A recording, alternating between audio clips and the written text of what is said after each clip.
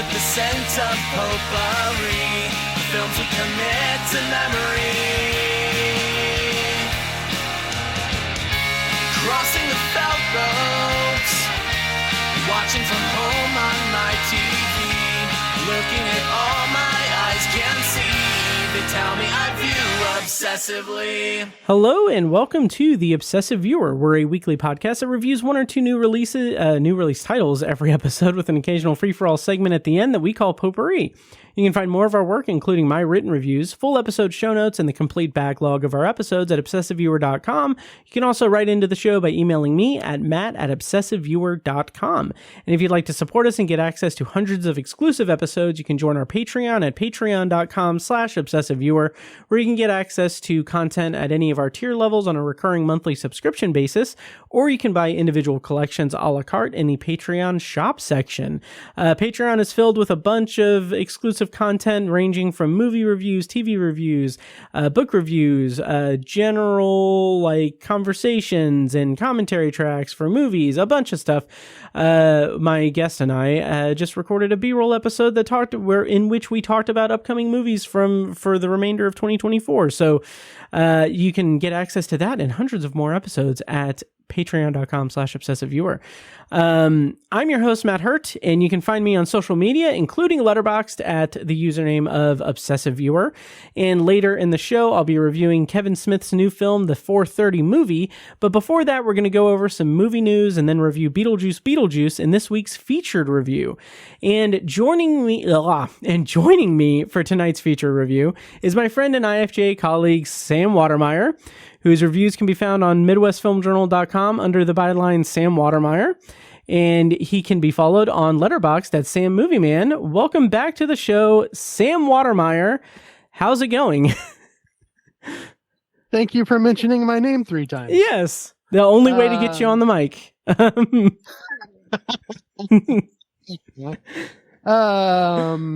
If for those who don't know, Matt was counting the amount of name mentions. That was funny to me. Yes.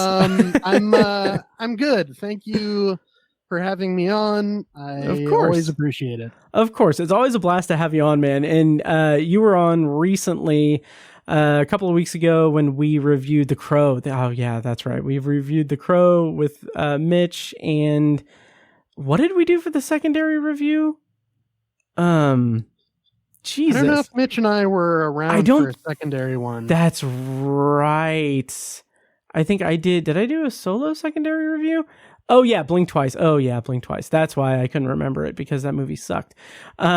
So, yeah, that's Speaking right. of not remembering movies, I have to mention real quick, The Crow remake was so forgettable that the next week I was looking for a movie to go see, and it was listed in the Showtimes, and I thought it was the original Crow. Oh, God. And I was like, oh, weird. Is The Crow back in theaters for its 30th anniversary? And then when I realized it was the remake, I was like, oh my God. I just forgot that existed. That is so incredible, specifically because you saw it, you reviewed it, you talked on a podcast about it. That's incredible. Wow. My mind just went straight to the original, which, I mean, I guess maybe that's the saving grace of this new one, is it'll just lead people to the original. Right. Again. So... or for the first time. So absolutely. Yeah. Yeah. But recently, since you've been on the show, you were on the show a couple of weeks ago, but recently on MidwestFilmJournal.com, you have contributed reviews to Beetlejuice, and your review of Don't Turn Your Back on Friday Night, which you referenced in the last episode you were on, dropped on there. I haven't, like last time, I haven't read either of those, so I apologize. But how's it been the last couple of weeks in terms of movie writing, movie reviewing, and stuff? Good. Don't Turn Your Back on Friday Night was a little movie that I got screener access to, and that was cool. It's about a musician named Ike Riley, and it follows him on the road, kind of jumps around in his history, shows his inclusion of his family in his band. So it's a cool little indie documentary that I had the pleasure of discovering. In terms of other indie movies, I also got a screener of a movie called Booger. It's named after a cat in the movie. Okay. And I'm a big cat lover, so I was instantly intrigued. It's kind of a body horror movie about a woman who slowly turns into a cat. Okay. It's not quite as Cronenbergian as it sounds. It's more of an indie drama that happens to have some body horror elements. But that was another indie movie that I got to see that was interesting, and that's actually playing here in Indy at Living Room Theaters later this week. So I've gotten to review those along with some bigger releases like Beetlejuice Beetlejuice. So it's been good. Nice, very nice. I'm very curious about Booger. Now that you mention it, it's kind of interesting. It feels like that would be an interesting double feature with was it Night Bitch? Oh yeah, yeah. That's where coming Amy out. Adams turns into a dog. Yeah. Yeah. Something for everyone. Yeah, exactly. So, they are kind of similar because that one's like not really horror. It's more of an indie drama with these sort of body horror elements. So that would be interesting. Yeah. Yeah. Huh. Yeah. Interesting. So you can find more of Sam's work at MidwestFilmJournal.com and follow him on Letterboxd at Sam Movie Man. Links to all of Sam's stuff is in the show notes of this episode, of course. But thank you so much, Sam, for joining me for this episode.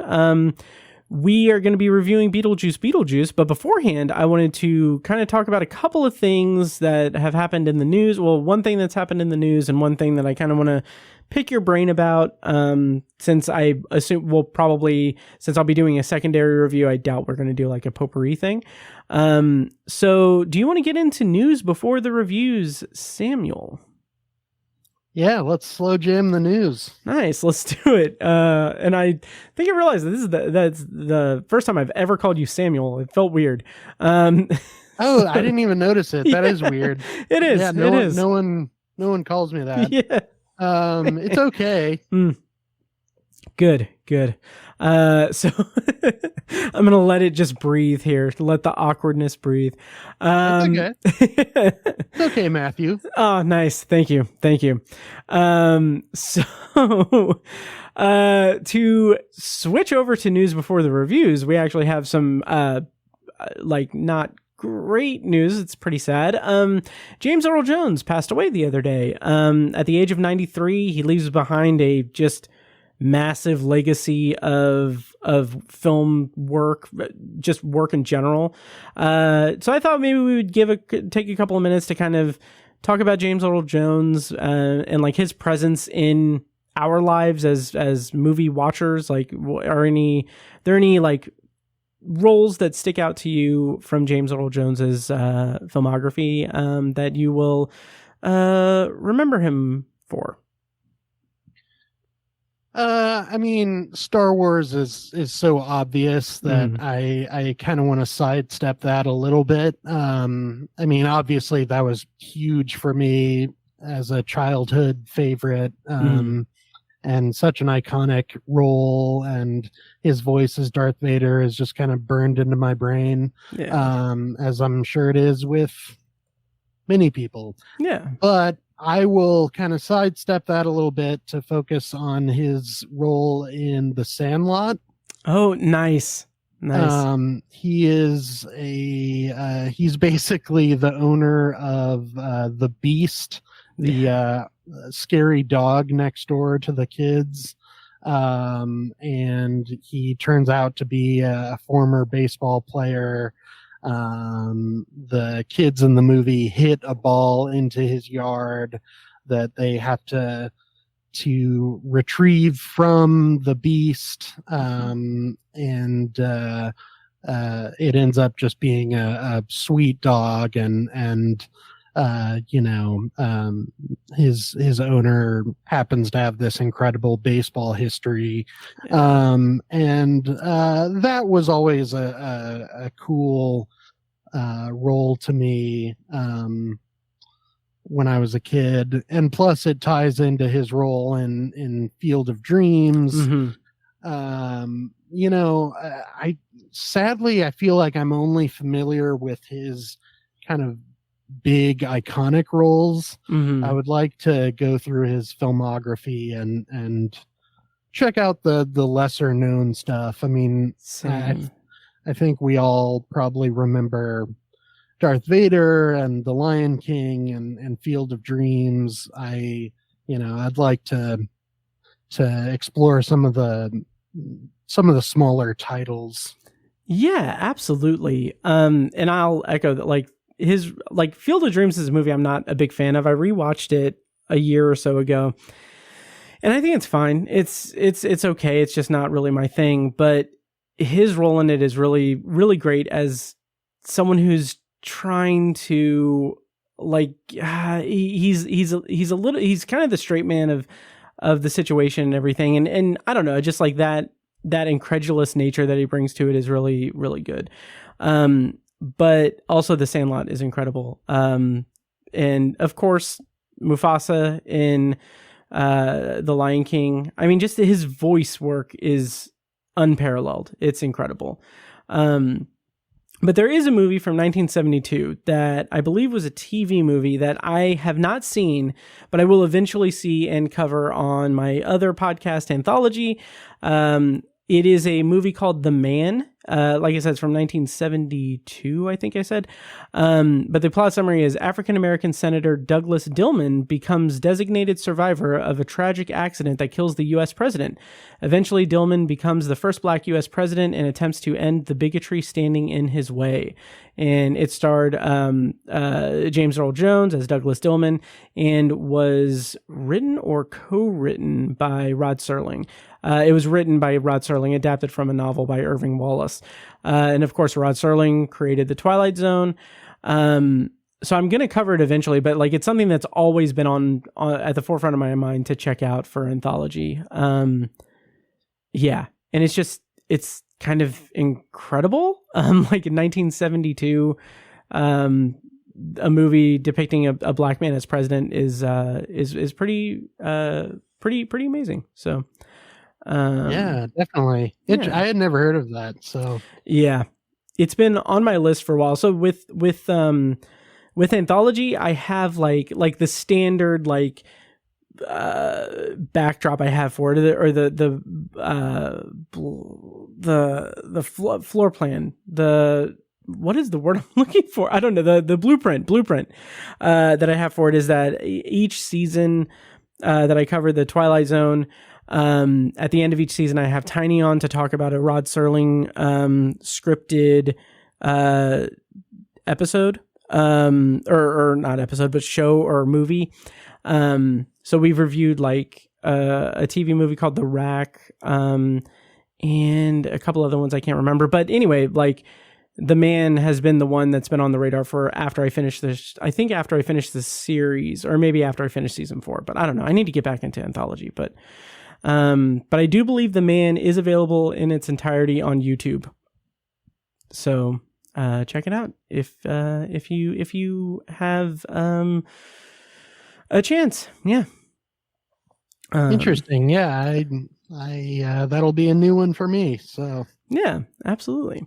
So rest in peace to James Earl Jones, of course. And the other thing I wanted to talk about before the review, is not a piece of news or anything, but it's something that I watched recently and you watched recently. And I kind of just wanted to talk to you about it, like outside of like a potpourri segment, because it's only like 62 minutes long. I logged it because it's a movie. So it's on YouTube. It's Milk and Cereal. The movie, the found footage horror movie, directed by Curry Barker, and starring him and a bunch of the people from, I guess the sketch group is called That's a Bad Idea. I followed them on like Twitter and YouTube, or not Twitter, but, TikTok and YouTube, and they're very funny. And so I watched this horror film it's on YouTube as well for free. And yeah, I enjoyed it. But what did you think of Milk and Cereal? I enjoyed it as well. I saw that you had logged it, and that intrigued me. And I had seen a few headlines about it. There's a bit of a buzz around it, it seems. And, saw that it was only an hour long. I was like, screw it, why not? I was pleasantly surprised. I'm actually not a huge found footage fan. Interesting. I love a few found footage movies, but I feel like found footage movies, especially ones revolving around a group of friends, tend to be kind of meandering and a little annoying. Yeah. It seems like they kind of fart around with those characters a little too long. But this one just really like cuts to the chase, gets into some surprising, scary stuff right away. Yeah. And the surprises keep coming. I had no idea where this was going. It has, layers upon layers of twists. And I found it genuinely disturbing. It definitely rattled me. So yeah, it was a neat little discovery. What did you think of it? Nice. First of all, I am very flattered that I influenced you to watch this. Like, I had no idea. Oh, definitely. Yeah. That's awesome. And I should have said this at the top, but the plot summary courtesy of IMDb is: a surprise birthday prank takes a turn for the worse when a popular social media duo must face the reality of the terrifying aftermath. It's written and directed by Curry Barker and stars Curry Barker, Cooper Tomlinson, Adley Alvarado, and several other people. But yeah, I really liked it too. It's something that I said in my Letterboxd blurb about it that I'm surprised that we haven't gotten a bigger surge of found footage movies from the perspective of like influencers or YouTube personalities or content creators, because it's so interesting to see like the trajectory of found footage. Like we had the Blair Witch Project, which was obnoxious film school kids, like in college kids making a documentary. And then we get like Paranormal Activity, which is like finance bro and his girlfriend with a camera, just like looking at demons that are coming out after them at night. And like, there was such a surge of found footage movies in that era, like early aughts. And now we're in an era where influence is everything. Like influencers are the ones that are, not to sound bitter, influencers are the ones that are getting flown out to premieres and stuff and getting access to movies and everything. Whereas people that actually review movies don't get anyway. So there's no need to yell. No. You're shouting. It's all good. And I'm honestly like, that's not, I don't know. Maybe I'll cut that out. But anyway, so, but no, like we're in an era where influencers are everywhere. Like people are getting TV and movie deals. They're getting managers. Like they're getting famous off of like 30-second TikTok dance videos that they make. Like it is all about the eyes that are on it. It's one of the reasons why I'm really curious, despite the very elongated runtime, I'm very curious about Smile 2, because that kind of seems more kind of in keeping with like performance and and that kind of like following, I don't know, influence and stuff. But anyway, what I'm getting at is I'm surprised that we haven't seen more found footage movies that are from the perspective of people that are content creators who are seeking out like thrills. They're seeking out, like, there's a built-in reason why they are accepting of the idea of like, oh, like you're filming everything or you're filming this. Like, it's so interesting that we live in an era right now with social media where it basically erases that built-in found footage stumbling block where it's like, get the camera out of my face. Why are you filming? Like having to justify why you're filming it when we're living in now where like everyone's filming everything. I am recording this Google Meet so that I can put it on YouTube eventually. So yeah, but anyway, that long preamble is to say I really liked Milk and Cereal. I think it's really interesting. There's also like a trend, obviously the thing to point out is like, you know, comedy people making horror is really interesting. Obviously the kind of the high point of that is Jordan Peele, but it's just so interesting to see like Curry Barker, who like I know from those videos that he and his friends and that he and Cooper Tomlinson and others do with That's a Bad Idea, is their sketch group. It's just cool to see like comedy people do horror. Same with Zach Krager when he made Barbarian a couple of years ago.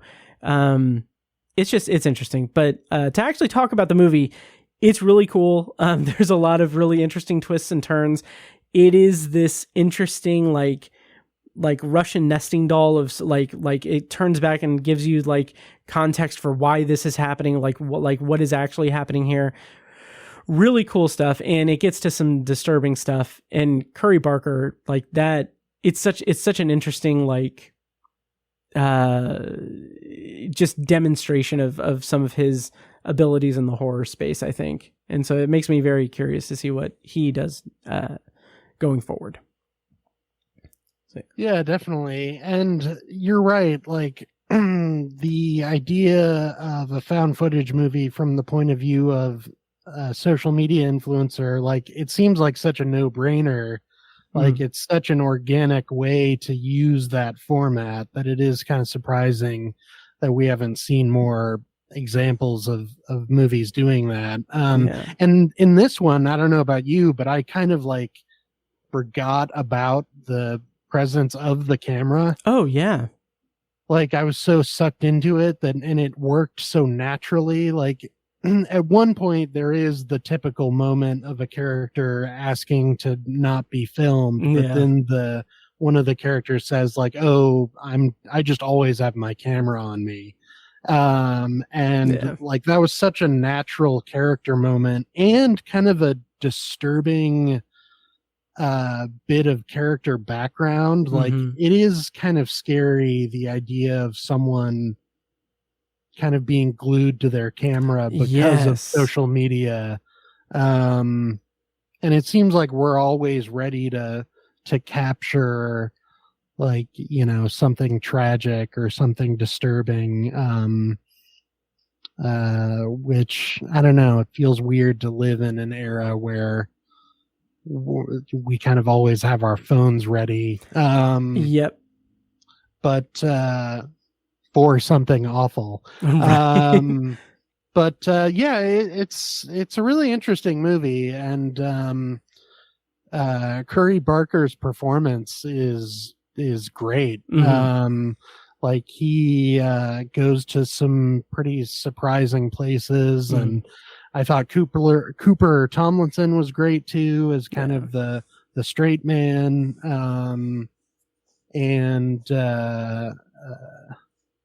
It was a neat little gem to discover. Yeah, same here.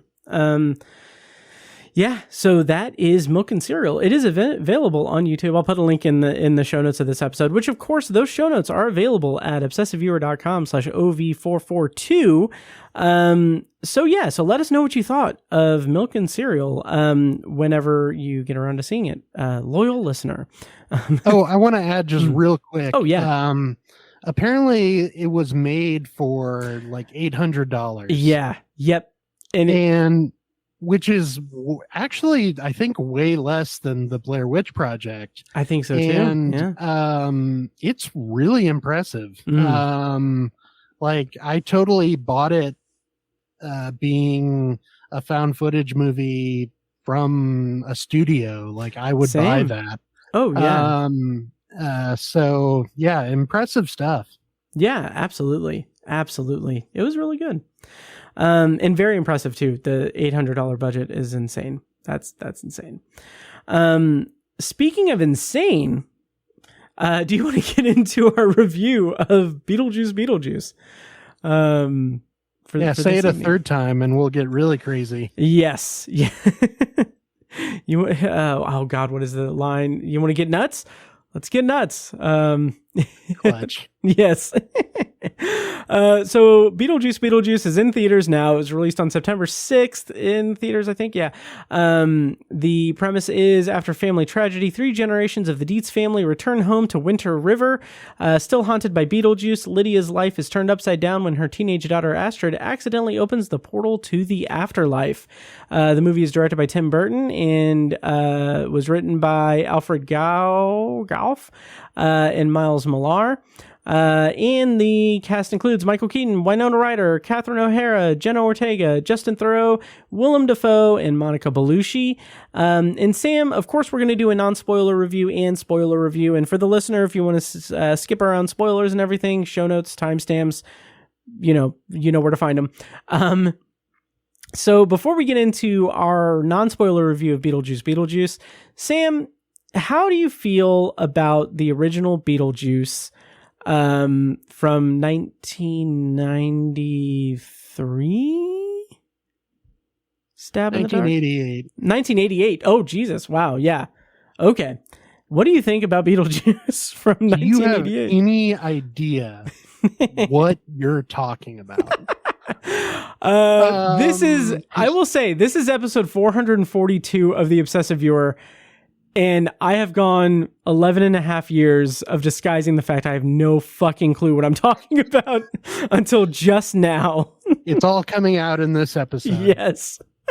Matt Hurt unraveled. Yes.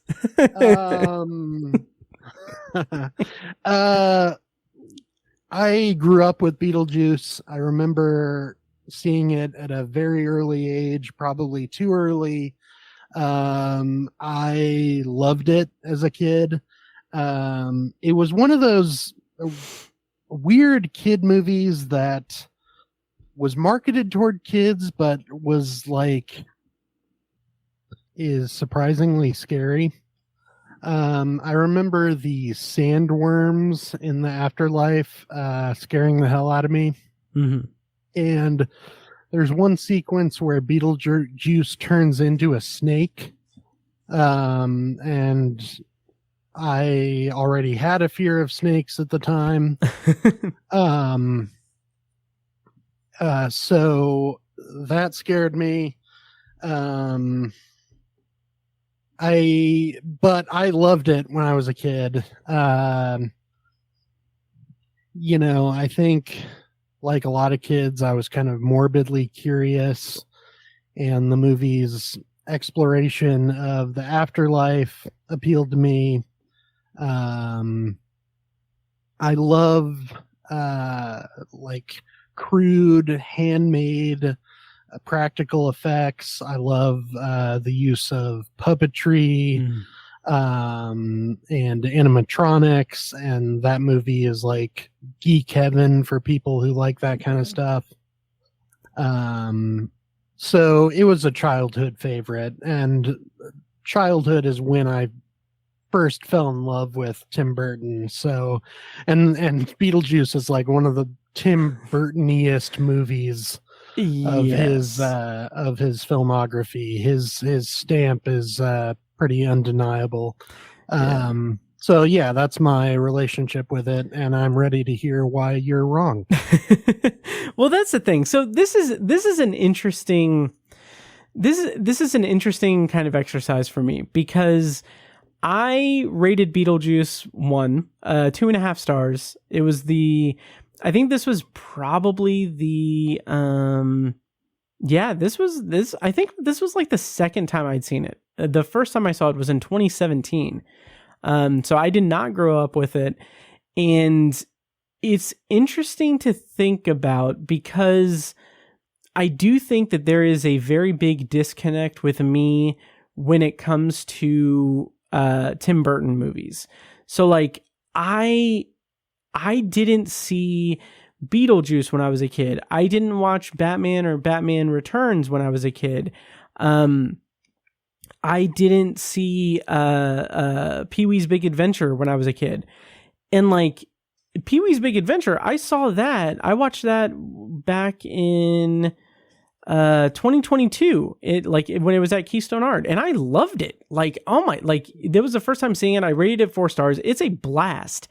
And I think that there is a disconnect. Like it's one of those things where if I could go back in time and give like child me, like I'm 38 now, but you know, the baby inside me is like 3, or whatever the line is from Beetlejuice. But I would love to go back in time and like watch some of his stuff when I was in a more like at an age where I'd be more appreciative of the weird zaniness of his style, because he has such a unique style, like ranging from like Beetlejuice to Batman to even Pee-wee's Big Adventure, Mars Attacks. It's just like there's this level of, I think the way that you kind of described it was that looks like it's for kids, kind of geared more toward adults, but also still for kids. And I want to love that, but I just, Beetlejuice didn't work for me. I'm curious, just when you were younger, why did you steer clear of Tim Burton stuff? Like, were you even conscious of doing that, or just interested in other things, or? Well, Sam, I was a big fan of a little movie called Citizen Kane. No, I honestly don't know what it was. I don't know. I can't even say that it was like that I was steered towards something else or steered away from it. Like the best I can say is that like I grew up in a very conservative, well, not very conservative, but like a very Republican household. So like when, I don't know, I don't know. It just kind of seemed like, oh, this is not the normal type of movie that we should be watching. My parents weren't really like, weren't very like protective of what I watched, but it was more like well, let's go to Blockbuster. And if I don't remember ever doing this, but if like we saw like Beetlejuice on the rack, it would be like, no, let's not watch that. It's weird. Yeah, but no, I don't know. I didn't take to it, and didn't see it when I was young. So, but having said that, like watching it now, I still don't connect with it because it just feels like a little bit flimsy in terms of plot and story. Like Michael Keaton famously is only in like 14 minutes of screen time. But when he is on screen, it's like, it is one of those experiences where you can tell the actor and everyone on set is having a blast making what they're doing, doing what they're doing and doing what they're making and making what they're doing. And it's like, it's fire. It's like, it's fireworks. I don't know. It's fire. It's fire AF. It's lit, fam. It's lit, fam. So, but no, it's great when he's on screen, but everything around it just doesn't feel that cohesive. Like it seems like a lot of like weird stuff, weird like art direction, which is great, but it just doesn't feel like, I wanted more like plot. I wanted more like deep plot there, which we'll talk about Beetlejuice in that regard. But yeah, it wasn't really for me. But I won't rant about this long, but I just had kind of an epiphany about maybe why Tim Burton stuff appealed to me as a kid. I thought you were gonna say I kind of have an epiphany about how you don't connect to Tim Burton. It's because you're an asshole. Oh, no, not at all. You said Michael Keaton's not in much, but of the first one, but like there's so much buildup around his character that it's really exciting. And it kind of made me think about Burton's other movies from his heyday in the late 80s, early 90s. Like all of his characters in like a lot of his characters in those movies have a very mythic kind of presence and like kind of a folktale quality. Yeah. Like with Batman, it's obvious, but also there's this fairy tale build up to Edward Scissorhands. There's a sense of myth and legend surrounding the Headless Horseman from Sleepy Hollow, obviously, which I loved. I loved Sleepy Hollow. I will say that. Yeah. Like for a while, Burton focused on these characters that felt like they would be the central focus of like a story told around a campfire or something. Like Beetlejuice has that kind of quality. Like people talk about him in the movie in hushed tones, and you can't even say his name 3 times or else he'll appear and wreak havoc. Like, I don't know, there was that kind of, I think that sort of like mythical quality inherently appeals to kids, and it did for me, I guess. Nice. If any of that made sense. Oh, that makes perfect sense. That makes absolute sense. And I like that kind of perspective on not only Beetlejuice, but on Tim Burton's work, because it is very focused on a central character in a lot of cases, and it's something that is built around that in very vivid and interesting detail, with this very interesting like art direction in all of his stuff. It's something I respect, even if I can't access it all the time. Like if I don't find it as accessible, I still appreciate the artistry around it and the uniqueness of it for sure. Definitely. Yeah. And so having said that, Beetlejuice. So this is the new movie. It's the sequel, the Lego sequel, coming out this year. It's in theaters, blah, blah, blah. Already said all of that. Sam, in non-spoilers, what did you think of Beetlejuice Beetlejuice? Well, since I have such sentimental attachment to the original, and it was such a formative movie for me during my childhood, I worried that this sequel would really bum me out, and that it would just, take a dump on my childhood, ruin my life. And thankfully, I actually had a blast with it. Nice. I think it is way too busy narratively. Yes. I think it has 1 or 2 subplots too many. I would say that although they are fun to watch, I could have done completely without Willem Dafoe and Monica Bellucci. And I feel like,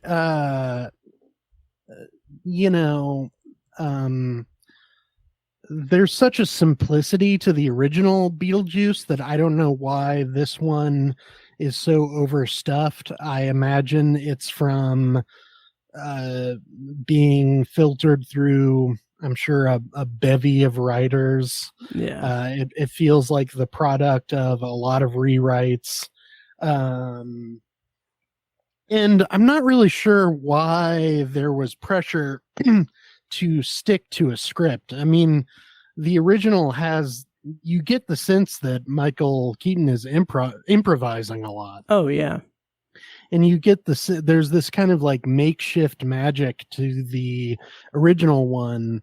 Like, it seems like it throws a bunch of ideas at the wall to see what sticks, and like there's a very like improvisational nature to it, and this one felt a little more bogged down by its subplots, and but it was still great fun to see Michael Keaton back. Just his presence was really endearing. Like, he didn't seem awkward as actors could easily seem in a legacy sequel. Like, he just kind of comfortably fit back in the saddle. I do wish he was a little zanier and funnier. I feel like he's a little restrained. I absolutely loved Winona Ryder, though. I thought she was like the heart of the movie. Gave a very just like poignant, tender performance. I thought Catherine O'Hara was really fun. Justin Theroux is great fun as sort of the like step family to be character, which I didn't realize plays such a big role in the original. I feel like the original is trying to say something about like how invasive step family can be, and they can kind of intrude upon your life. And I feel like it's all the otherworldly stuff is kind of like a funhouse reflection of what step family can be. And I was happy to see that this one sort of elaborates upon that theme. So yeah, I don't know. I think non-spoiler wise, that sums up my thoughts pretty well. Nice. And it's interesting. It's so funny because I agree completely about Willem Dafoe and Monica Bellucci's characters. And I agree completely that it is very much overstuffed. Like, at times it honestly felt like the Jenna Ortega subplot, Astrid's subplot involving her and Jeremy, the boy she meets in Winter River.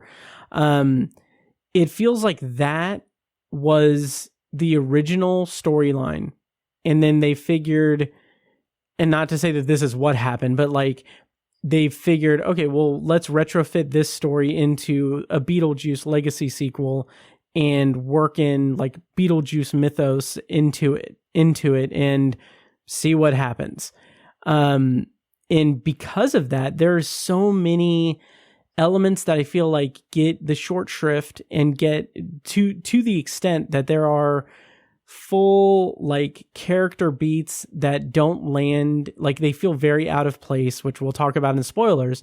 But that was a concern throughout the movie. It wasn't like I was necessarily bored by it, or I didn't feel like that feeling of like almost like attention deficit disorder to it, like where I'm trying to juggle all of these plot lines that I'm watching in front of my eyes.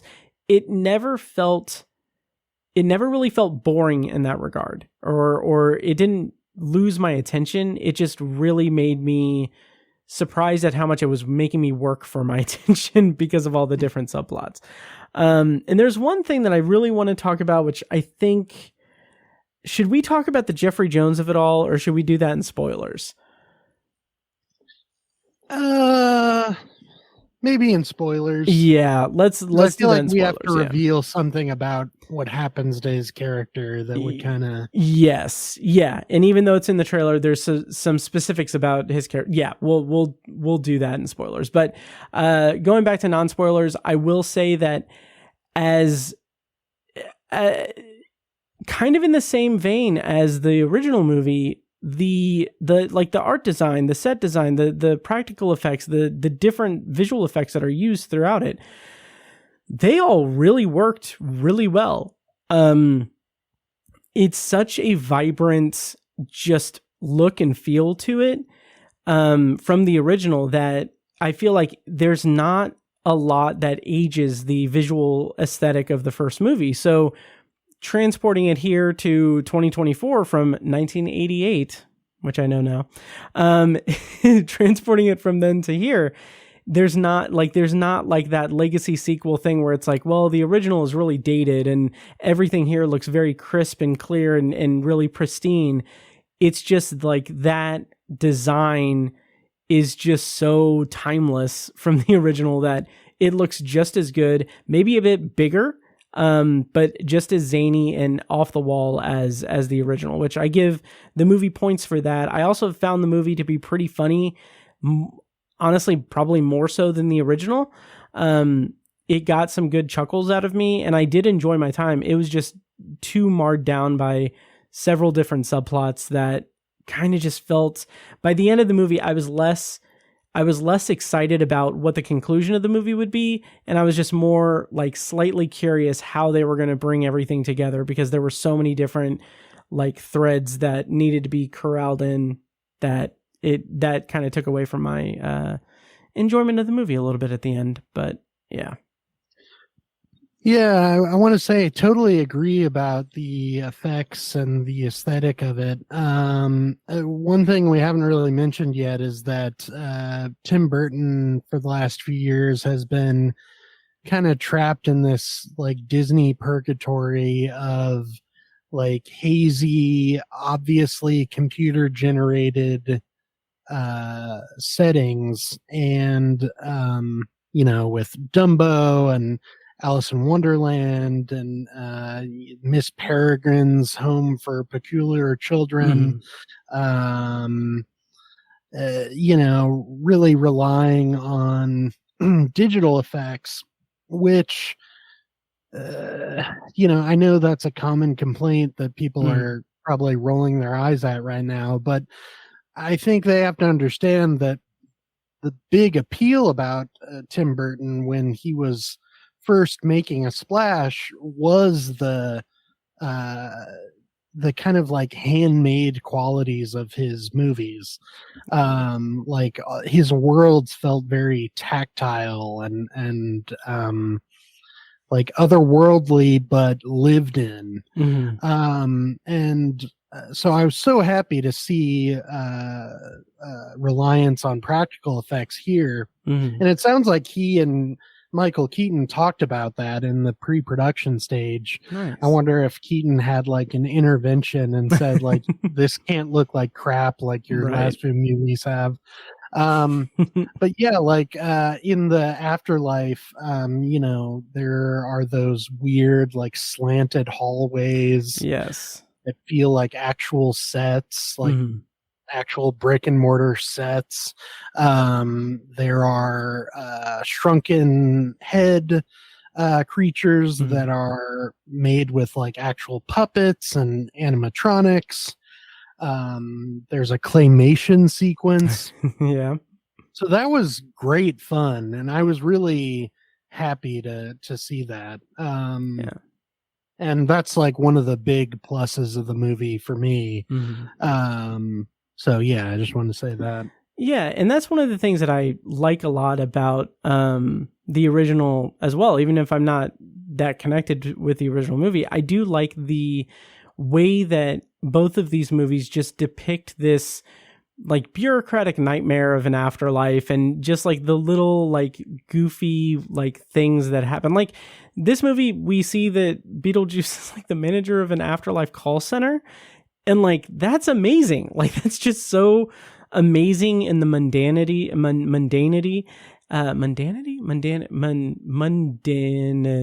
Jesus. The mundane, okay, I think I might be having a stroke, but the mundane aspect of the afterlife and the bureaucracy of it is really fun. And it's something that is a continuation of the first movie in this movie, but it doesn't go too far. It doesn't just like expand everything. It's not like they spent 30, 40 years, however long it's been. How long has it been? I don't know. Math. But so I think 36 years since the original movie. Okay. Yeah. So 36 years from 1993, or 1988. But anyway, so it's been so long that they it's not like Tim Burton had like ideas, like he needed to get everything in. He and the writers apparently had plot ideas that they needed to cram in, but they still kept like that grounded, just like afterlife, like mystique and overall aesthetic really intact. And I really appreciated about that in this sequel.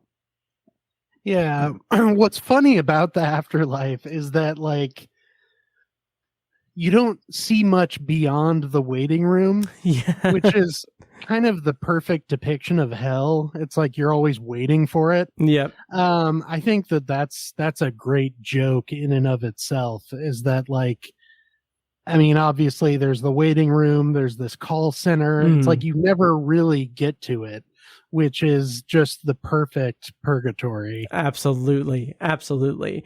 Before we go into spoilers, what do you think about the depiction of the kind of purgatorial afterlife here versus the purgatorial afterlife depicted in the Crow reboot or remake? Oh God. I mean, in the Crow remake, it's like a weird train station or something, like a subway that has a forest growing out of it with like crows flying around. Yeah, that's, God. This movie's light years better than The Crow. Oh, I agree. For sure. Yeah. The original If The Crow? Oh, okay.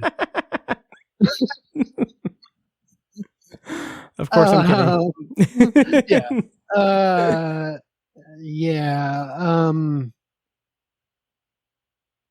Yeah. I can't even. I can't even. Fair enough. Do you want to go into spoilers, or is there anything else we can talk about in non-spoilers here? I think I'm good to go into spoilers. Okay, cool. Yeah, we are going to go ahead and go into spoilers for Beetlejuice. So if you haven't watched the movie and you don't want to be spoiled, check the show notes for timestamps, or check the website obsessiveviewer.com/OV442 for those timestamps as well in the show notes. Before we get into the spoiler review, I'm going to play a clip from the trailer for Beetlejuice. When we come back, we're going to be spoiling Beetlejuice. My mom grew up here, that old house on the hill. Wait, the ghost house? Is your mom Lydia Dietz? Unfortunately, She's a legend. the living, the dead, can they coexist? Now's my chance. Ghosts aren't real. Only gullible people believe that kind of crap. I can't believe I'm doing this. Beetlejuice. All right, so spoilers on for Beetlejuice, and I want to just get it out of the way up top. The Jeffrey Jones of it all. There are some things about it that this actually detracted from the movie for me. So if you haven't seen the movie in a while, or if you just went ahead and went into spoilers, basically, Jeffrey Jones was the father in the original movie, and he did some not great things in the real life thing involving child pornography and soliciting a minor and a bunch of stuff that he I believe hopefully he's in prison right now, or dead. Did he die? I'm looking it up right now. Yeah. But anyway, he's not someone who would come back for this movie. And like that's the movie uses his character's death as kind of the precursor for or like the reason for them to get back to Winter River and get back to the house. It's what sets it up and everything. He's still alive. But his character died, and that brought him back, which that's fine. You can do that. That's fine and everything. The thing that really just kind of got under my skin was the way that the movie, and I don't remember if someone in like our group chat said this, or if I saw it online, or it was on like a Letterboxd review or something, but something that stood out to me, it may have been in our group chat, but someone said like they used his likeness in the movie. Like, it's not like they just like they wrote him off and then, you know, they did their own thing. Like, his character has like an arc in the afterlife. His character is present, and like they used his likeness. Like they did a clever thing to make him like in the afterlife, like he was eaten by a shark, so his entire top half is gone. But like we see a version of Jeffrey Jones in this movie, whether it's like his likeness in an animated sequence or his image on the gravestone. That alone was so distracting. Like I was talking to my coworker today about the movie, and she was like, yeah, the gravestone being a shark's fin was really funny. Like we know, because we were talking about that, and she was like, yeah, we know that she's crying over him because it's a shark fin. We don't need to see his picture on there. And I was like, honestly, didn't even register with me that it was a shark fin shaped thing because I was so distracted by the look of a fucking pedophile in the movie. Like it really, really, really rubbed me the wrong way. And like I said, I saw somewhere someone asked like they would have had to have paid him or his family to use his likeness. Like I would want to know how that shook out. So how did you feel about that? Am I being irrational? No, not at all. My thoughts have kind of morphed a little bit on it. At first I thought that the way he was depicted in the movie was kind of a great fuck you to him. Like opening with this really strange claymation, reintroduction to his character. I actually in the theater said out loud without realizing it, I said, what the fuck? Because it's like he looks so weird, and then he gets eaten by a shark, and I was like, and then there's the shark's fin tombstone, and like he's missing his upper half throughout most of it, and I was like, wow, they're really giving it to him. But now that I think about it, he really didn't need to be in the movie at all. No like he could have been written off with one line of dialogue. I mean, I wouldn't have cared if he was just never addressed. Yeah. Oh, yeah. They could have recast him entirely, have someone else play that character and still kill him off, still do the same things, but just, I don't know. It felt so weird. I don't know. Yeah, like, I don't think he's so integral to the Beetlejuice mythos that he has to be in this movie. I mean, a bigger fuck you would for him to just not be in it at all. Yeah. Oh yeah. And not be addressed at all. Yeah, that is really weird. And it is kind of like when you see his face, it is, for people who know, it's kind of a constant reminder of like his horrible history. Yeah. And like there's like a big painting of him too, I think. Or I think there was a big painting of him. Yeah, like the more I think about it, it's almost like they go out of their way to include him. Yeah. And that is a bit weird because it just doesn't feel necessary. Yeah, and as much as it at the top is kind of presented as kind of a fuck you to him because like he's just murdered by a shark, eaten in half and everything. Throughout the entire movie, like his character is revered by them, and they're like, it's like he's like the one normal one of the family, and that's like the one connection that Astrid had to the family, or something like that, or maybe not. I don't know. Maybe I'm misconstruing stuff, but or maybe it was Lydia had. Anyway, so they kind of revere him. That's all said about him. Yeah, definitely. Yeah. And it's stuff that just feels like, yeah, you can revere the character and everything, but it's just weird that it just felt very icky. It felt very unsettling, uncomfortable, given what he, the actor, it did. And it's like, I know that people will probably kind of be like, well, you got to separate the art from the art or whatever. But no, because I feel like, here's the thing, and this is going to sound whatever, but I kind of feel like when you do something like that, what he did, which is the worst thing a person can do, basically, I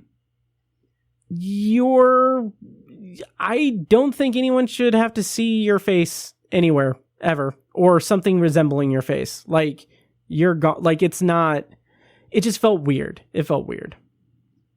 Yeah. And it's also weird considering this movie has so many subplots as it is. Yes.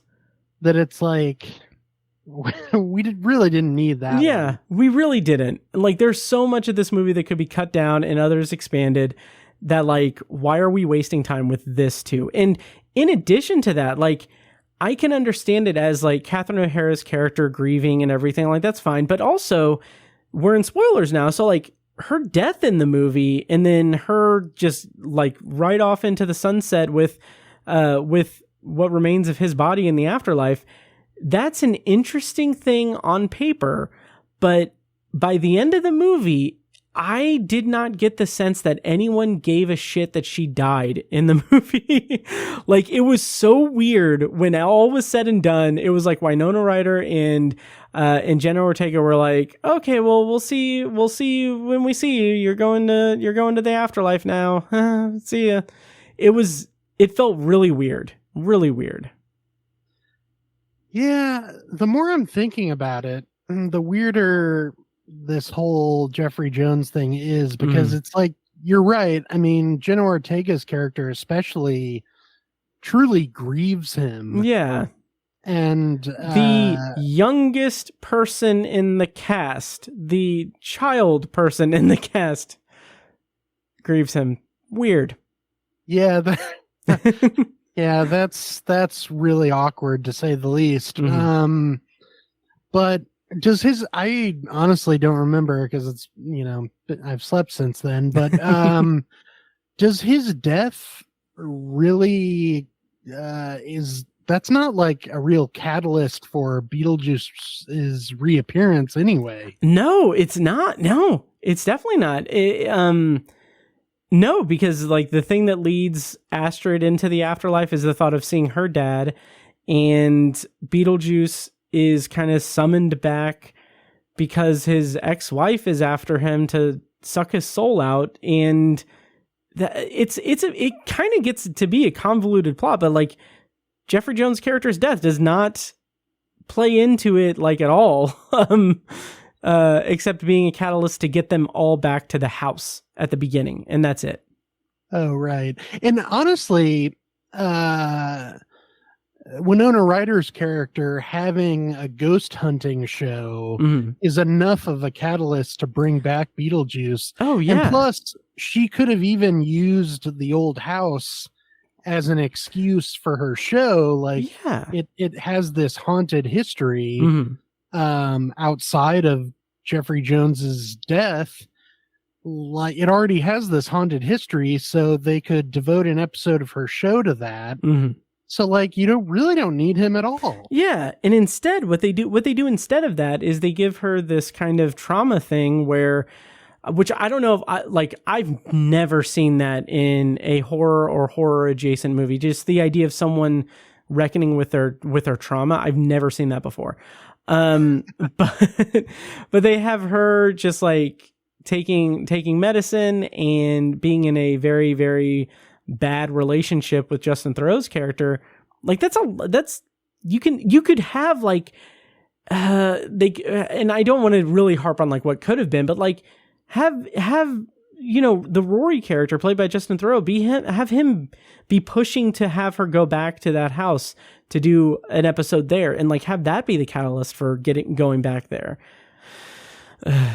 Yeah, I don't know, but anyway, we've given a lot of time to that subplot. What did you think about anything else that doesn't involve a disgraced actor who does not deserve the time of day?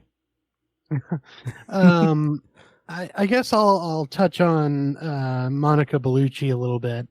So her character is Beetlejuice's ex-wife, and I have to admit there is a pretty funny flashback sequence that is filmed in the style of like a Euro horror movie, like a Mario Bava classic or something.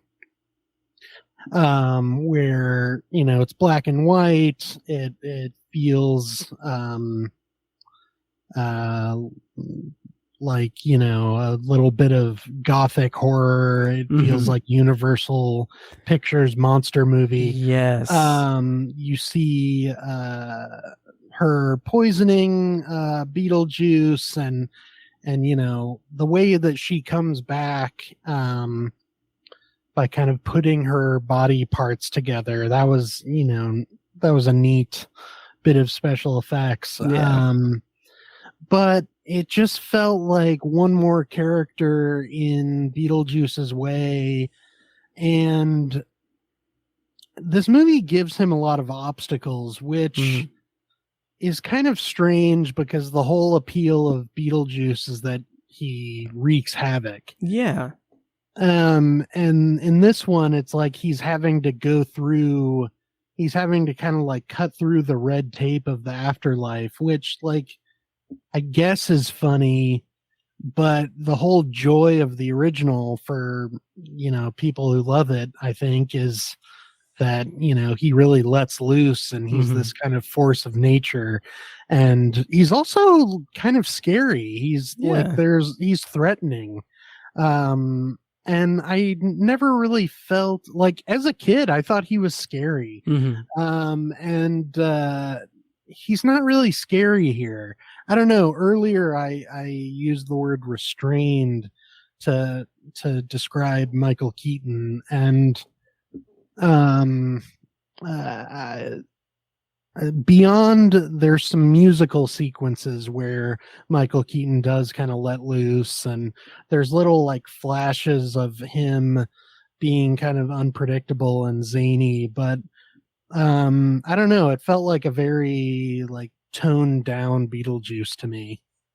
Yeah, and it, like you said, it's a lot of obstacles. I really like the idea in theory about the ex-wife subplot and everything, because I think all told it's done interestingly enough with, like you said, that kind of Italian horror, kind of old school, like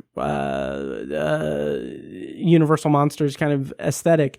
That is in keeping with, you know, the movie at like the Beetlejuice world, and Tim Burton just like playing in a sandbox of something that's not that feels like off, that feels like it's not supposed to be there. And I like that. I also kind of wrestled with the idea that, like, I don't need a backstory for Beetlejuice. I don't need to know how he died or why he died. And like, I was doing like mental gymnastics thinking like, it's like, that's fine. It's an okay kind of subplot to bring up or backstory. But like in my mind, I'm like, this is a performance that he's doing for everyone in the call center. Like, I wanted to preserve the mystique of it, kind of like the Joker in The Dark Knight. Like, everything is a different version of the truth. But again, like, I didn't care about Dolores or Wolf Jackson, Willem Dafoe's character. Like, those two characters felt like such kind of afterthoughts. And what was a shame is that they are integral to the plot. At least Monica Bellucci is, because she's Beetlejuice's backstory. And there was a moment, like when they get to the church, when Willem Dafoe pops up at the church for the big finale, I was like, it wasn't so far as to say I forgot that he was in the movie. It was just like, I didn't need him in the rest of the movie. Like, it just felt like so superfluous to everything else going on. And it just rubbed me the wrong way. Yeah, I feel the same. And I guess I wish a subplot that was developed a little more, instead of those other ones, was the one with Jenna Ortega and the, you know, neighborhood boy. Yeah. That was also interesting just because in the original, Winona Ryder is, you know, a goth teenager, and she doesn't really interact with anyone her age. So in this one, you know, kind of develops upon the idea of the youngest character, like having a connection to someone her own age. And I wish that had been developed a little more. Me too. Yes, I also would have happily just taken more scenes of Beetlejuice wreaking havoc. I feel like he didn't really like get nuts. so to No. speak. Yeah, I agree completely. Like, kind of maybe a little bit at the end, but it was, I don't know, it didn't really, it still was evident that he was having a blast in the role. Michael Keaton was great like his performance was great, but it just felt like it felt like there wasn't as much of a sense of urgency or chaos to his performance or to what Beetlejuice was doing for most of the runtime of the movie. But to go back to Jenna Ortega's subplot with her and Arthur Conti is the actor's name. He played Jeremy. I agree, like that was the most interesting part of the movie for me. Like so much so that I was invested, and I was like, I kept thinking when we saw his parents in the house and they clearly like disguised, like they didn't show their faces. I was like, wait, is this going to be some way that they're going to show like they're like the couple from the first movie or something, and they ended up having a kid in the afterlife or something. But the actual like reveal that he's been dead for a long time and he murdered his parents and like it's all a ruse to get her to trade her life for his, like that is a movie's worth of plot. Like that is an entire movie that I would watch and be very much invested in. But it's in this version, it's interesting enough, but it's marred down by all of these other subplots that I don't know. It's just, it stands out from the crowd of other storylines that just didn't get as much of my attention. And I think that's a problem with the writing and execution of the script. Yeah.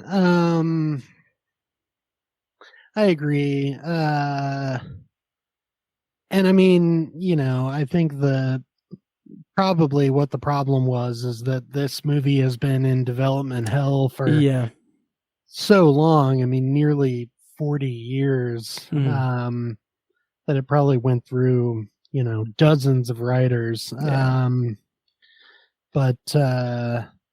And like, I guess it's cool to see Monica Bellucci's character kind of sucking people's souls out. Mm-hmm. I think that's funny, one time. I don't think we need it like 3 or 4 times. Mm-hmm. And it was cool seeing Danny DeVito pop up too. Yeah, that's all I really needed. Yeah. I didn't need more soul sucking after that. That sounded weird. It establishes well enough. Like, and also her, like, I guess, like her kind of like Bride of Frankenstein-esque sort of like assembly was really cool at the beginning. And like, that's all we really need for like to establish like what she is, what she's capable of. And then we kept getting that throughout the rest of the movie. It's like, yeah, but you're also not advancing like the Beetlejuice plot of it all, in kind of like conjunction with that. So it's basically like we're just seeing the same thing, her sucking the souls of numerous people, while Beetlejuice either is still unaware that she is after him or is aware and is just putting Bob in charge of the call center, like not really doing much to kind of like react to it. Yeah, and going back to the idea of the original being genuinely scary, like there's one point in this movie where the entire Dietz family is in the afterlife, at risk of being there for eternity, but there's no real urgency to it. Like that would have been a great chance to like amp up the scare factor. Yeah. Because the original, I mean, it probably had less of an effect on you at an older age, but like the sequence with Beetlejuice as the snake would easily fit in any horror movie from the 80s. Yeah. Like, it's genuinely scary. And I don't know, I wish that this one had at least one sequence that was, genuinely scary. Yeah. And like to speak about the urgency, the sense of urgency as well, like when they're when they're going after Jeremy and trying to get Astrid back, it just feels like it feels like that should have been like the big climax of the movie. That should have been the big like energetic climax of the movie. And it just boils down to like, oh, okay, we switched him. We're good. He's going to hell. We're good. Now let's go to do this wedding thing. Like, it's just like, it was too cluttered. It was too cluttered and nothing really got its due, in my opinion. Yeah. And like in the original, I remember just everything being a little more difficult for the characters. Like, there's a sequence where they're, like tossed into the desert and they have to wrestle with these sandworms, and then in the real world they have to deal with Beetlejuice as a giant snake. And in this one, like, Jeremy is a bit of a threat for a while, but he's just kind of like easily dropped into a fire pit. Yeah. Yep. And it's so anticlimactic, and it's like, well, that was easy. Right. Like, it's like, it has so many subplots and it kind of rushes in the end to wrap them all up. It really does. Yep.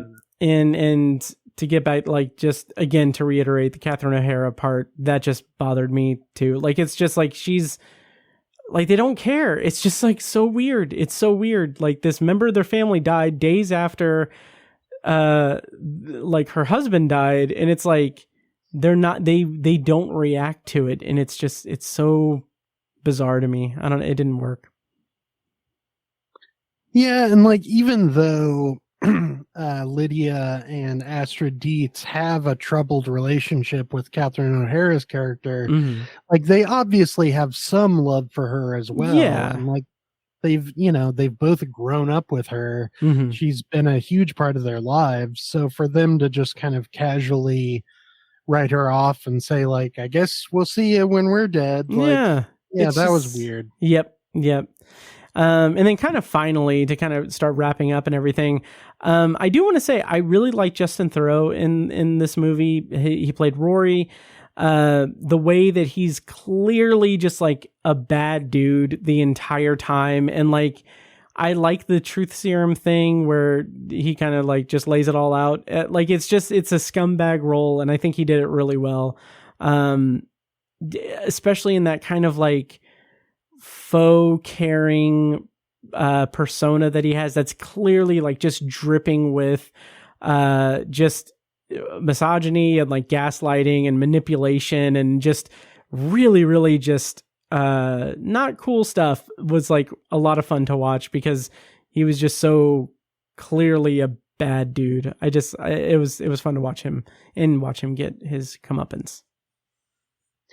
Agreed. And it's a great sort of role reversal with Catherine O'Hara's character in the original, in the way she dealt with Lydia. Like, the way she dealt with Lydia was by just kind of giving in to her annoyance and being sort of mean. But like you said, Justin Theroux, as the sort of step family member this time around, like, he tries to care for her in like sort of a slimy, disingenuous way. And like, I don't know, like I said earlier, I was happy to see that theme of step family expanded. Same here. So I think that's probably all we've got for Beetlejuice. Any final things before we kind of wrap up this review? Any other things that we didn't talk about? Yeah, I mean, although I have a lot of gripes about it, I would remind people, if they care, that I did enjoy it. I don't want to sound like too negative on it, because it is a fun time. It's a little sloppy. Yeah. And I will say, if none of the listeners care, Sam, I care. And that... Oh, thanks, man. I think that's what matters most. It is. Yeah. For me, as much as we kind of put it through the ringer here, I did enjoy the movie overall. Like, I rated the original 2.5 stars. I ended up rating this 3 stars. I actually kind of enjoyed it a little bit more than the original. That's insane. I know. And I mean, who knows? Maybe it'll kind of drive me to kind of give the original another shot. Because I did find some of the comedy in this worked pretty well for me, and the subplots that worked pretty well for me as well. And at the end of the day, I just felt like it was cool to be in that universe again, even though it's a universe that I'm not really that tethered to or that connected to from the original movie.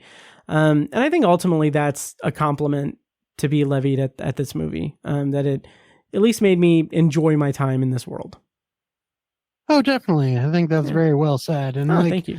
I'm joking around, obviously. like I don't, our friendship doesn't hinge upon the level to which you enjoy the original Beetlejuice. That would be crazy. Right. Yeah, I'm glad to hear you say that, because now I can actually sleep tonight. So that's good.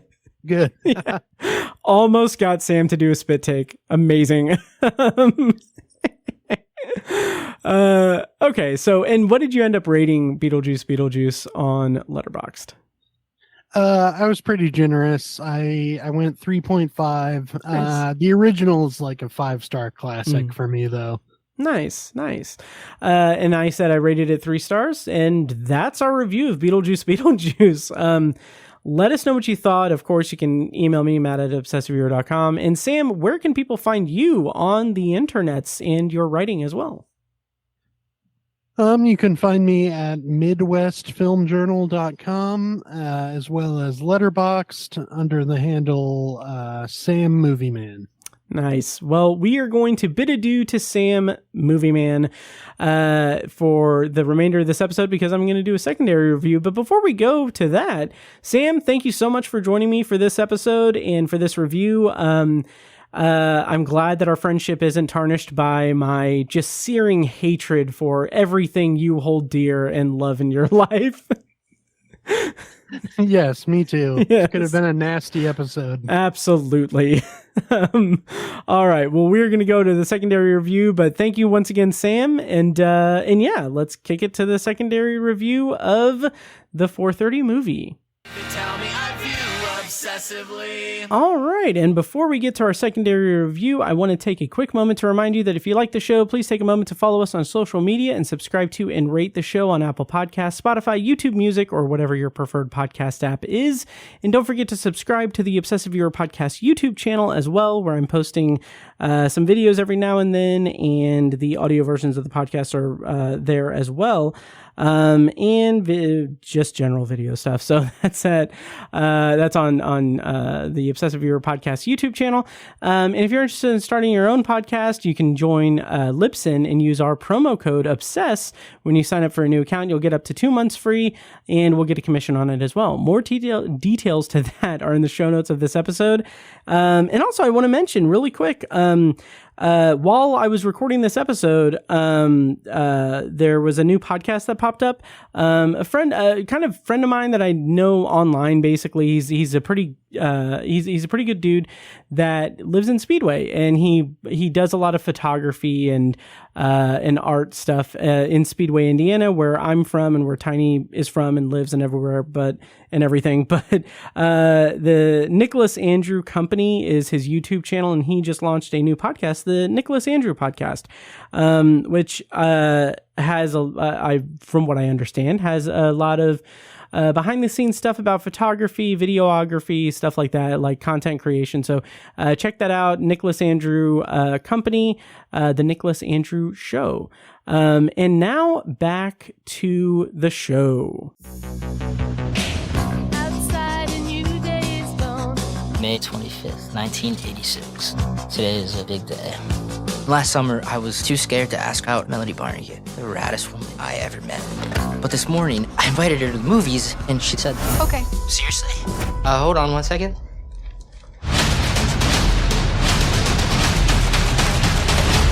Cool.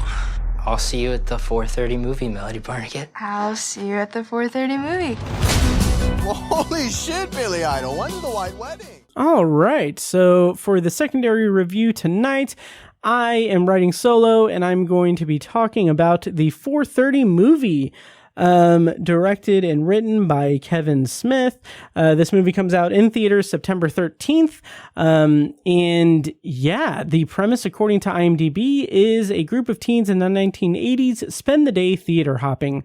Writer and director was Kevin Smith, and the cast includes Sienna Agudong, Austin Zajor, Kate Micucci, Ming Chen, Method Man, Ken Jeong, Jeff Anderson, Justin Long, Harley Quinn Smith, Jennifer Schwalbach Smith, Jason Mewes, Jason Biggs, a bunch of people from Kevin Smith's previous work and everything. But yes, so but the big three are Austin Zajor, Reed Northrup, and Nicholas Cirillo. They play the three friends who are theater hopping throughout the day. And so let me preface this by saying that I'm going to do a non-spoiler review, and I'm going to be, it might be a little brief, but you know, it's just how it is here sometimes. But I have a lot of baggage about Kevin Smith as a filmmaker. I really enjoy his first handful of movies. I think that I kind of came of age as a movie snob, moviegoer, with his early work, like with Clerks, Mallrats, Chasing Amy, Dogma to an extent, Jay and Silent Bob Strike Back. I was a big fan of those movies. Having said that, the last 10 years of his career, basically everything from Tusk to now, has been terrible in my opinion. I didn't see Yoga Hosers, but I saw Tusk. I hated Tusk. He did a lot of TV stuff. Jay and Silent Bob reboot I thought was really, really, really bad. But even worse than that was Clerks 3. Clerks 3 came out in 2022. I rated it half a star. I hated it vehemently. I absolutely hated it. And for a multitude of reasons. It just felt so just like patter. It felt so much like he was wanting to do a movie that was self-reflective or self-reflective for the era, like the life that he has now, or the age he was now or then, which is in keeping with Clerks. Clerks was like mid-20s angst, slacker life. Clerks 2 was like mid-30s, directionless, like working person. And then Clerks 3 is like the 40-year-old, like midlife crisis sort of movie. But it just didn't work on a fundamental level for me because of certain things certain plot threads that were brought to attention in the movie related to Rosario Dawson's character, and to Brian O'Halloran's character, Dante. Like that, it felt like such a big step backward for no reason. Like it felt very contrived. And then when you have the kind of self-referential stuff with him making a movie in Quick Stop and cutting it together, like with Clerks 3, he was telling the same story he told with Zack and Mary Make a Porno. Zack and Mary Make a Porno was like a pornographic version of how he made Clerks. And then Clerks 3 is just telling that same story, but as the real story that when he made Clerks. And it just felt so just lazy and unneeded because he's done this movie twice. So having said that, the 4:30 movie, I'm not going to say like, oh, I've never seen a movie where a filmmaker went from like a 0.5-star movie to a 4-star movie in like 1-to-1 releases, because that's happened before. But like, it's so nice and it's so refreshing to say that after suffering through Clerks 3 2 years ago, the 4:30 movie kind of blew me away. I kind of loved this movie. And what fascinates me about it is that it is, again, that same type of story. It's a self-referential look at his adolescence, at his childhood, when he was at a young age. The character that is kind of standing in for him is Brian David, played by Austin Sejour. And it's a very clean cut story. It's a very straightforward story. This guy, it's summer. He is asking a girl that he has a crush on to go see the 4:30 movie with him. It's a movie that her mom was a fan of, and he wants to ask the girl out on a date a year after he sort of hooked up with her in her pool. And the whole premise is surrounding, like, she's going to meet them for the 4:30 movie. The whole day they're going to be movie hopping at the theater.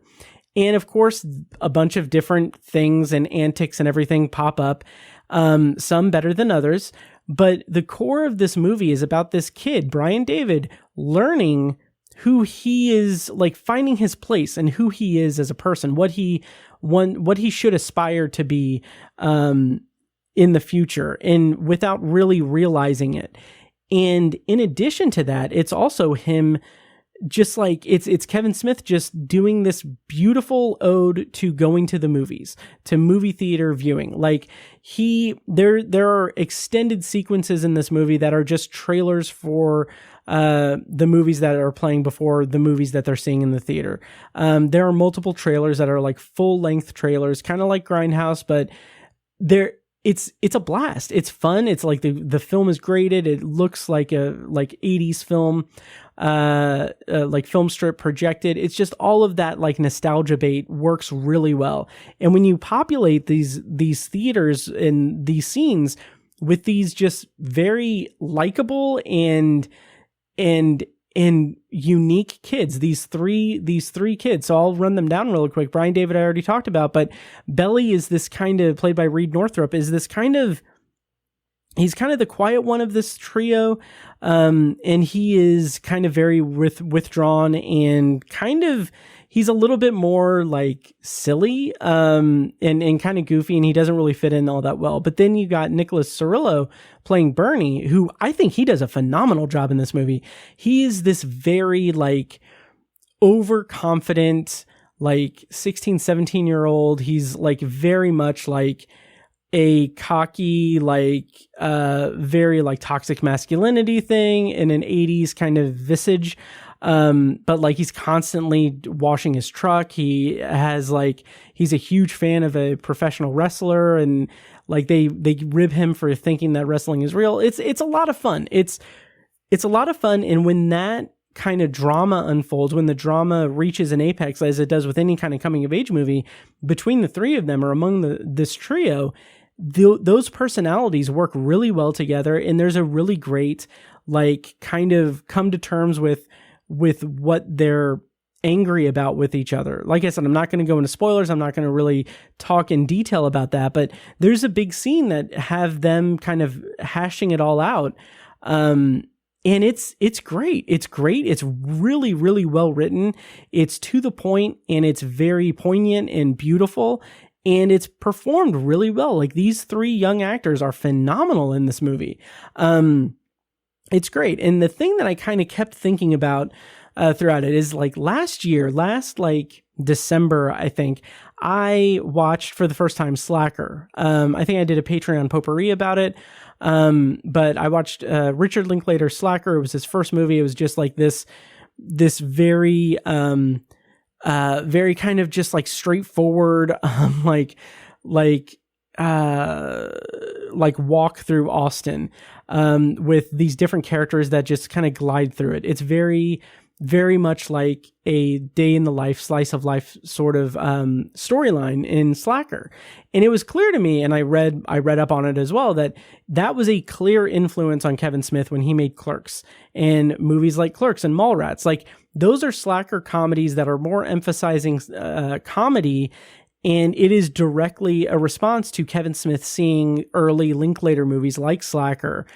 And what I'm so happy about, and like what kind of blew me away, is that the 4:30 movie is in that same vein as like a slacker comedy, the slice of life, day in the life story of like Clerks or Mallrats, where it's the same sort of story where these kids, these young kids, are just hanging around the movie theater. It's the same as the employees hanging out at Quick Stop. It's the same as the 20-somethings hanging out at the mall, and talking about life and everything. But here is like, they are like adolescents, and they are at this turning point in their life where, yeah, Brian is finally like pulling the trigger on asking out a girl, and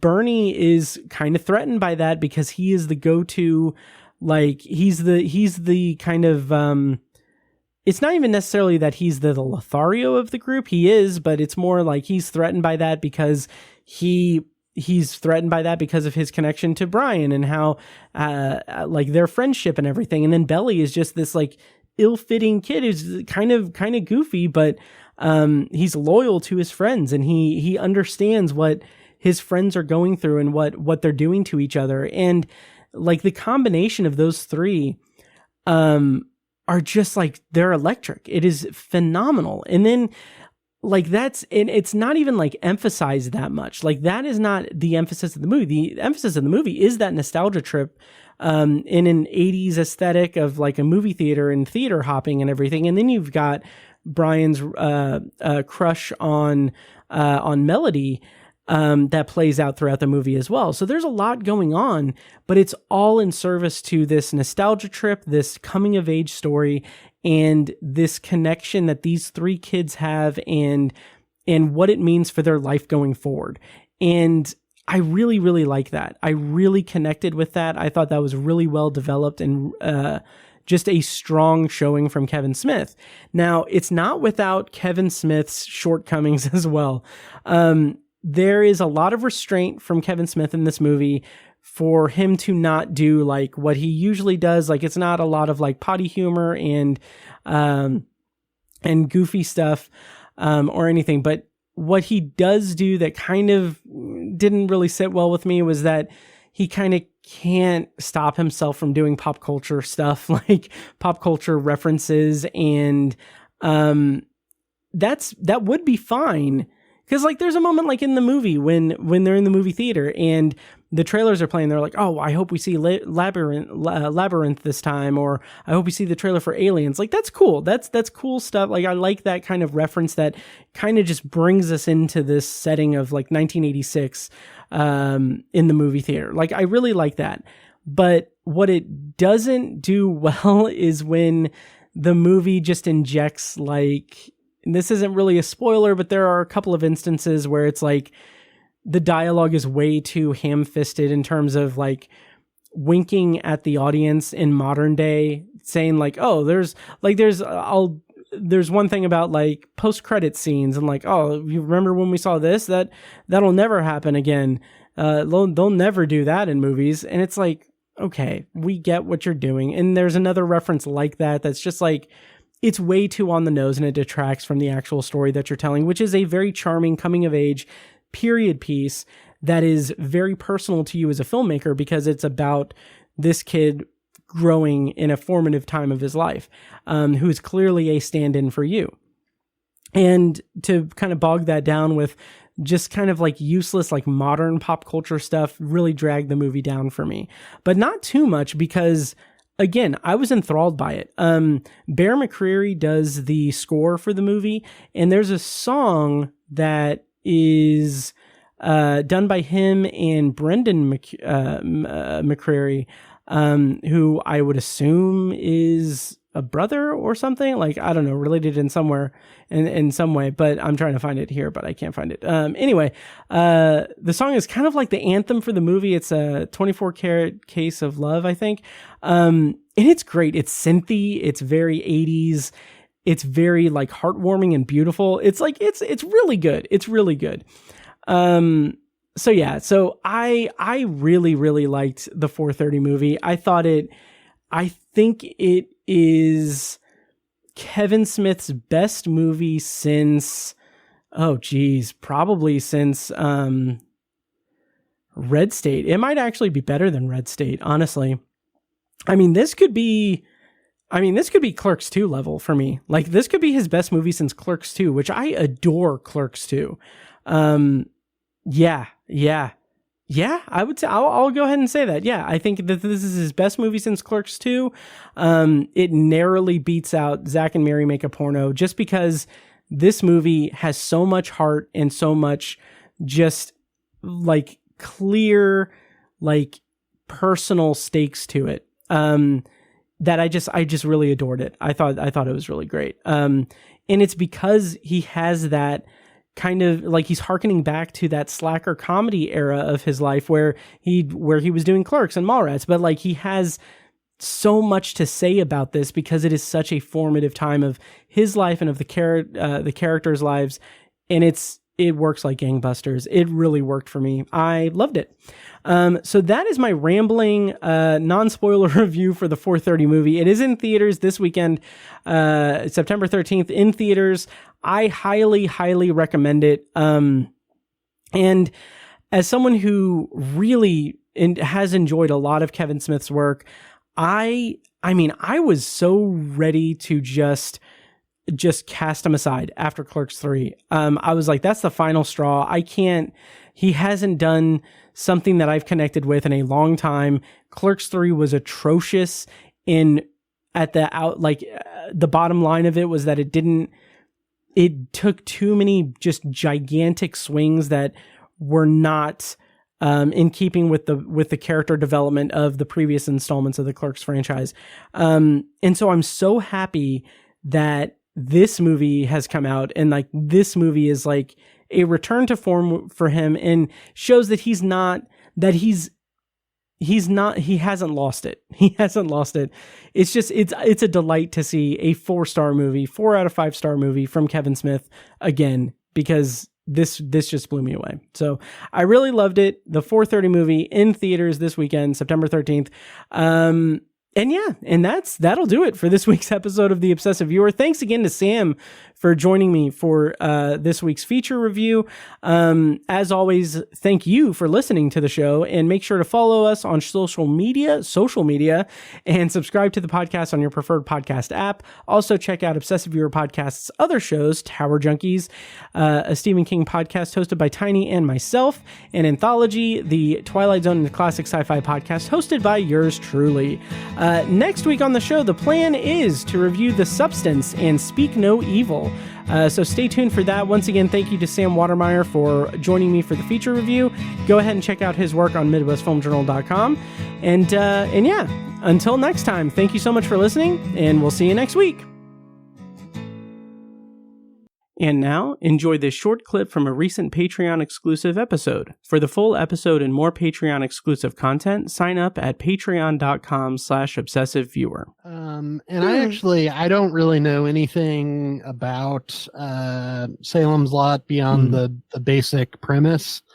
I have to admit that I'm not a huge vampire fan. Sure. But I have utter faith in Stephen King. I'm sure whatever he did with the vampire genre was incredible. It also just seems like my cup of tea, like a small town horror movie revolving around, young kids in the fall. Like that just, I love that sort of thing. Very atmospheric. Like the stills that I've seen from it look just gorgeous. Thank you for listening to the Obsessive Viewer podcast. This episode was produced and edited by me, Matt Hurt. If you have feedback, thoughts on our episodes, or just want to connect, you can email me at matt@obsessiveviewer.com. For more information on this show, including a full archive of our episodes and show notes, visit obsessiveviewer.com. And if you enjoyed the show, please give us a follow on social media and subscribe to us on your podcast app of choice so you never miss an episode. Also, consider rating and reviewing the show on Apple Podcasts, Spotify, and Audible to help increase our visibility and grow our community. If you want to support the show and get early access to new episodes, as well as a steady stream of exclusive episodes, you can join our Patreon at patreon.com/obsessiveviewer. For information on more podcasts presented by obsessiveviewer.com, visit obsessiveviewer.com/podcasts. Our theme song is A Little Mad Sometimes by As Good As It Gets. For more of their music, check them out on Spotify and at asgoodasitgetsmusic.com. Thank you so much for listening, and we'll see you in the next episode. See this episode's show notes for our unique promo code to get up to 2 months of free podcasting service with Libsyn when you sign up for a new account. Get your show on Apple and Spotify, get helpful stats and all the support you need to sound your very best.